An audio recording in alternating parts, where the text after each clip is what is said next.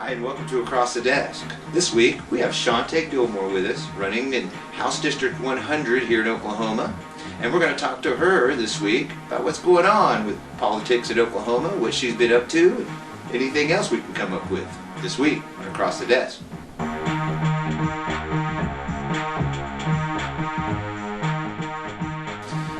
Hi, Chaunte.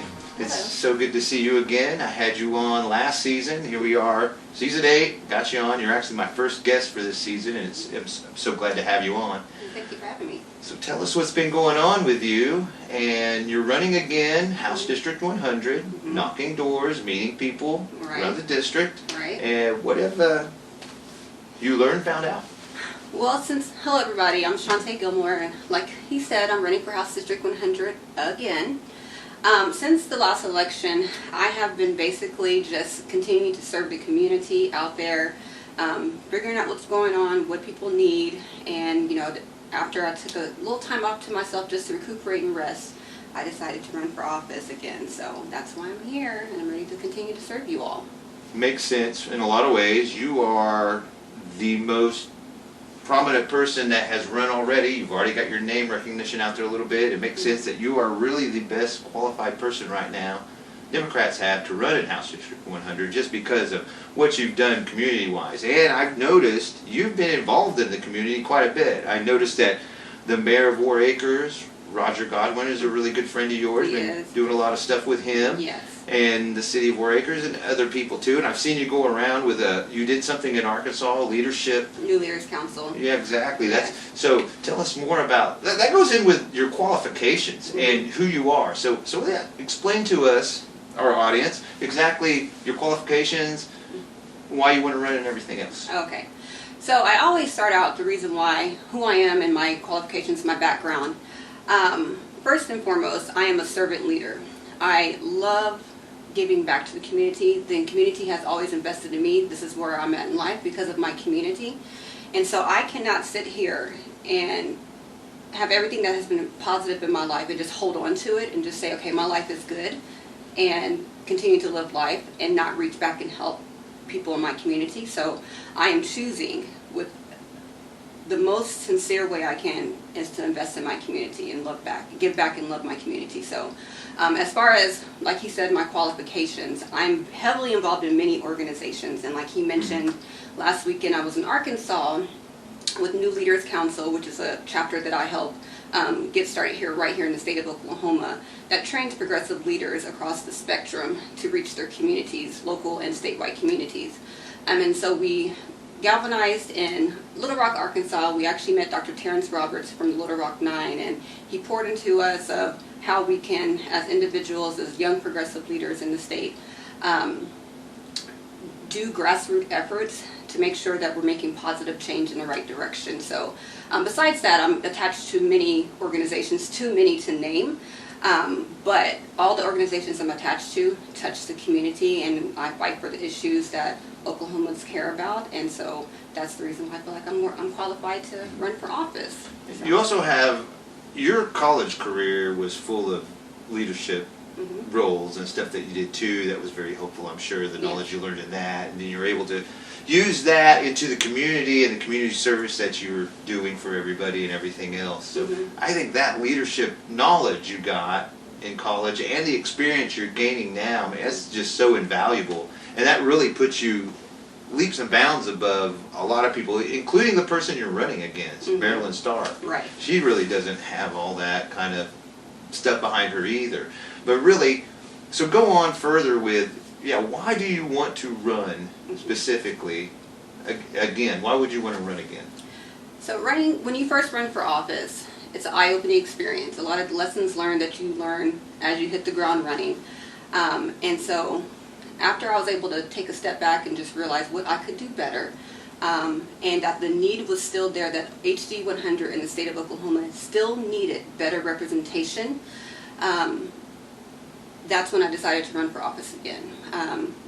I absolutely care about education.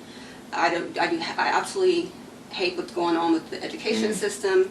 Teachers are not feeling supported and our kids are suffering. So that is one of my policy issues, is that education is at the forefront of that.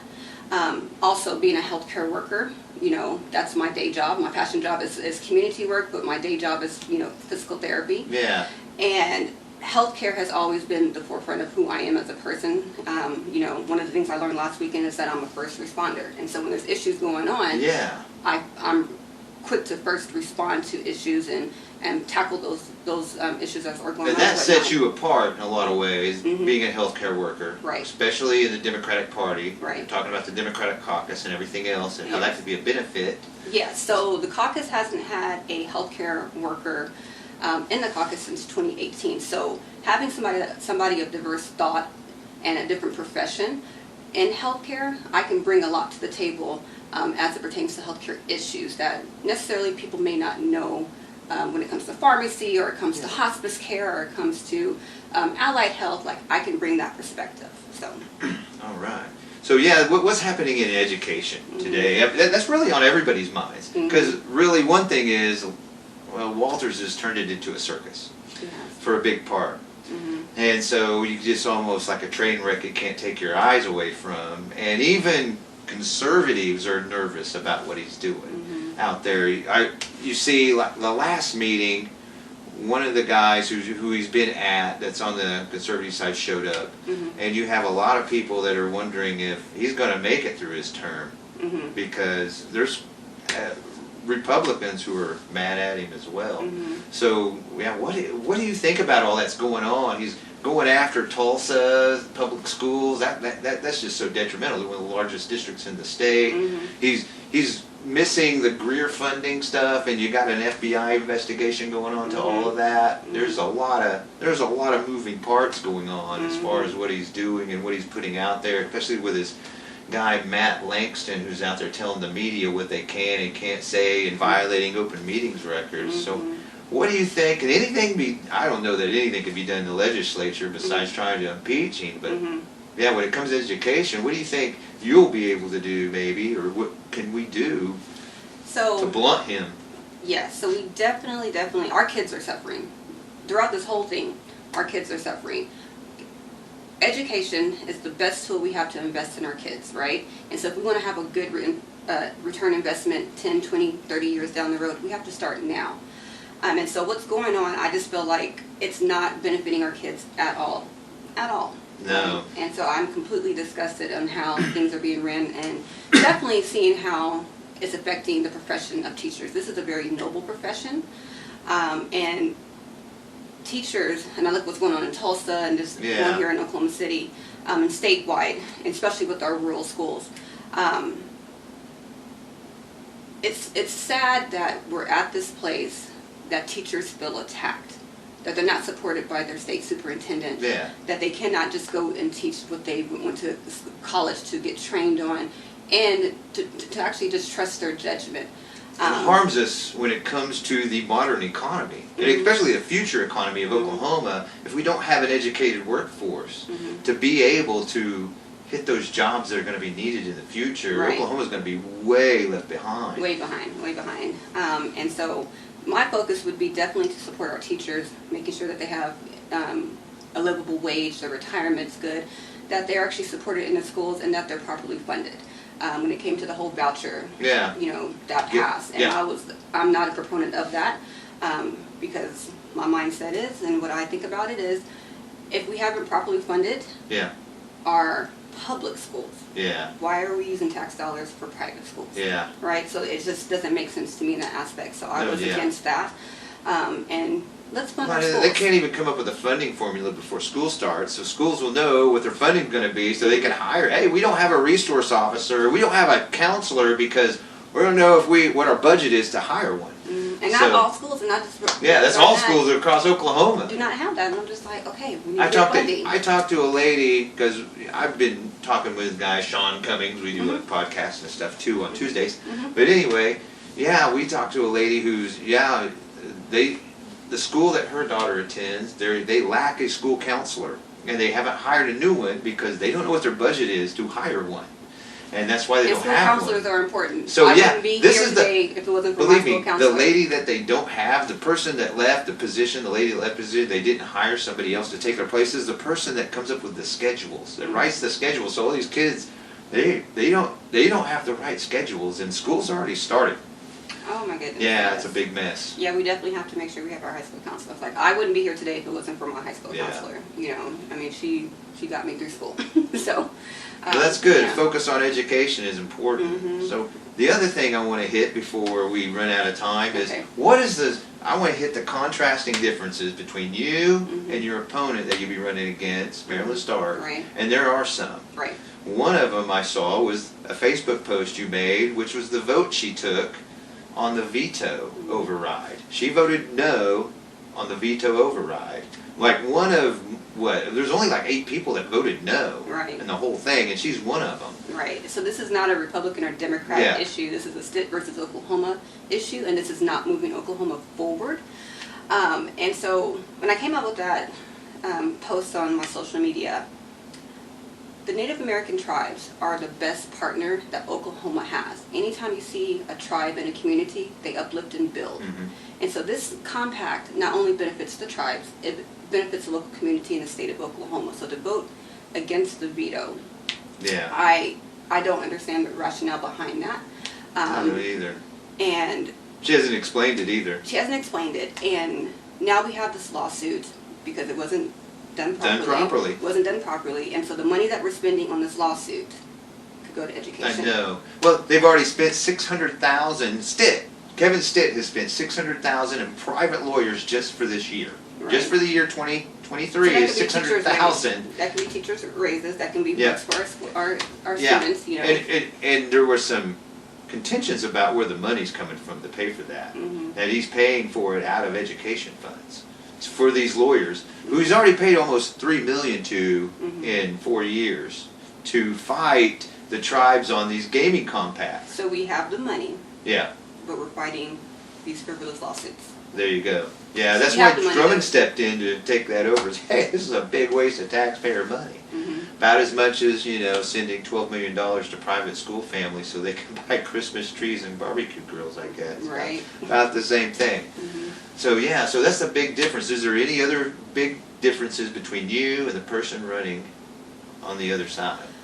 So, if you look at her voting style, she has definitely voted for some things that I probably would have not, or I would not have voted for, as far as like the tribal regalia. When it came to state workers with their maternity leave, we need to invest in our state workers. We need to invest in our employees for our economy, because that's what the jobs are going to look at. When we want these big companies to come here, they're going to look how we treat Yeah. our employees and what's the culture of Yeah. our employees. And so if we're not being totally kind to them as far as their benefits or whatnot, they're going to go to another city or state. So, This yeah. all ties in with education again in a lot of ways, because there are a lot of big companies that Stitt has tried to bring here. But the Yeah. one biggest thing is you don't have the workforce. Not just that we don't have the people, we don't have the people with the right amount of education or the proper specific education these companies need. right. And That's why we need high school counselors. Yeah. So they can go to VOTEC. Yeah. VOTEC can be, they have many trades that we can definitely get our workforce load up and things like that. And you're So- right. I mean, that money that Stitt's spending on private lawyers could be better used to get the resources we need in other areas. Correct. So, yeah, there's a great contrast between my opponent and I. But what I want to leave you with is that the reason why I'm running for office is because in order to run for office, you have to be present in the community. Mm-hmm. You have to talk to your constituents. You have to talk to the people of Oklahoma and know what they want. And they're tired of the infighting. They're tired of things not progressing past, in the legislature or whatnot. They're just tired. And so Oklahomans are suffering. And the reason why I'm running for office is because I care about the state of Oklahoma. One of the things that one of the things I love to do is knock doors. I didn't think I would like to knock doors because it's hot outside. Yeah. But I'm out there knocking doors, and You'll be knocking doors this weekend? Yes. Probably, yeah. I have my fan with me There and my you go. big jug of water that I always carry with me. But in order for us to move this state in the right direction, we have to have candidates and legislators that are willing to fight for you and not just to have self-interest Yeah. involved. I'm just running for office, or I'm going to be a legislator because I want the power. Someone who's I willing to care. listen Mhm. and be able to regurgitate what people are telling them and turn that into action that helps everybody. Right. And so that's the reason why I'm running for office. I've been out there with you all. So how do we get a hold of it? Now, if people want to volunteer, if people want to donate to your campaign, what do they need to do? So if you want to donate, I would greatly appreciate that. I would be so very humbled. You can go to gilmoreforook.com, GILMORE FOROK.com. You can sign up to volunteer. We'll be having a lot of community chats. If you want to host an event, please reach out. We can definitely schedule that in the district or whatnot. So there's many opportunities to volunteer. And then, like I said, if you want to talk to me, you can also reach out that way. And I'm actually responding back to you. So if you have a question or want to speak to me, reach out and I'll respond back to you. So. Good deal. Yeah. Good deal. Website will have pretty much most of the information you need as far as volunteering, donating, and everything of what Chaunte Gilmore is about and how she's running. And the website I'll have at the end here. I'll be putting it up on the screen too, so you'll be able to get to it as well. Just type that in and go there and check it out. All right. So thank you for Well, having thank you. me. No, thank you so much for showing up. I think that's all the time we got, really. We could talk some more. We could talk all We day. could definitely talk some more, right? Well, So- Chaunte, it's so good to have you on the show. Thank you. You're always welcome here. You're so smart. You're so talented, and the leadership ability and everything. I'm really excited to be voting for you in the next time the election comes up. I really am. I think you're a great pick. Everything I do is to benefit Oklahoma. I didn't realize, growing up in the community, things that I had access to and the things that I've been involved in would lead me to this spot. But I am determined to give back. And so the way I choose to give back is to run for office to make sure I can create positive change in Oklahoma. Yeah. That's all we have this week on Across the Desk. We'll be seeing you.